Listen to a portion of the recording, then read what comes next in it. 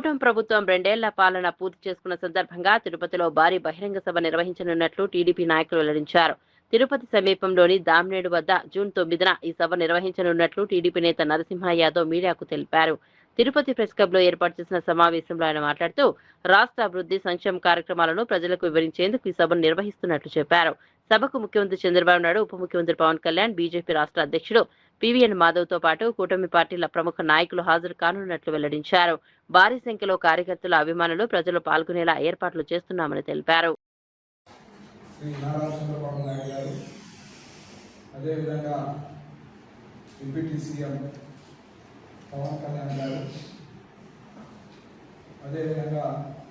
BJP అధ్యక్షుడు మాధవన్ గారు,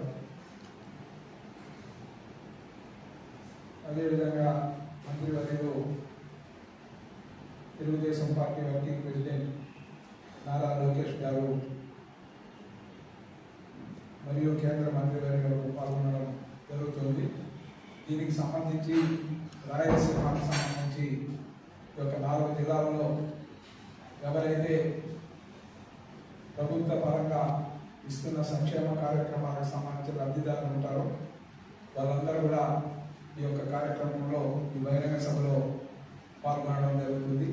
ఉమ్మడి చిత్తూరు జిల్లా, అదేవిధంగా అనంతపురం జిల్లా, కర్నూలు, అదేవిధంగా కడప జిల్లాలకు సంబంధించిన ప్రజాప్రతినిధులు కూడా ఈ బహిరంగ సభలో పాల్గొనడం జరుగుతుందని కూడా ఈ సందర్భంగా తెలియజేస్తూ, ఏదైతే ఎన్డీఏ కూటమి వచ్చిన తర్వాత సంక్షేమ ఫలాలు ఏవైతే అందిస్తూ ఉన్నామో దానికి సంబంధించి ఈ రాష్ట్రంలో ప్రభుత్వ పరంగా 3 బహిరంగ సభలు నిర్వహణకు ఈ నెల 12, అదేవిధంగా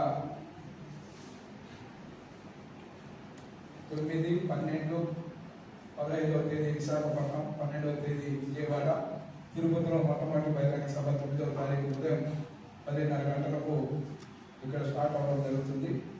దీనికి సంబంధించి ఒకసారి చూస్తే అనేక విధాలుగా కూడా ఈ రాష్ట్రంలో సంక్షేమ పథకాలు ఏవైతే ఎన్డీఏ కూటమి ఎన్నికల ముందు హామీ ఇచ్చిందో దానికి సంబంధించిన ఎన్టీఆర్ భరోసా పింఛన్లు కానీ, అదేవిధంగా ఈ యొక్క దీనికి సంబంధించి తల్లికి వందనం, అదేవిధంగా చూస్తే అన్నదాత సుఖీభవ, ఆడబిడ్డ నిధి, స్త్రీ శక్తి సంక్షేమం, మహిళా సంక్షేమానికి సంబంధించి, అదేవిధంగా ఈ యొక్క దీనికి సంబంధించిన అనేక కార్యక్రమాలు ఏవైతే ఈ రాష్ట్రంలో ప్రజలకు ఇచ్చిన వాగ్దానాలు, సంక్షేమ ఫలాలు ఏవైతే అందిస్తా ఉన్నామో దానికి సంబంధించి మొట్టమొదటి సభలో ఆ యొక్క నివేదికను ప్రజల ముందు ఉంచడం జరుగుతుంది, లబ్ధిదారుల ముందు ఉంచడం జరుగుతుంది.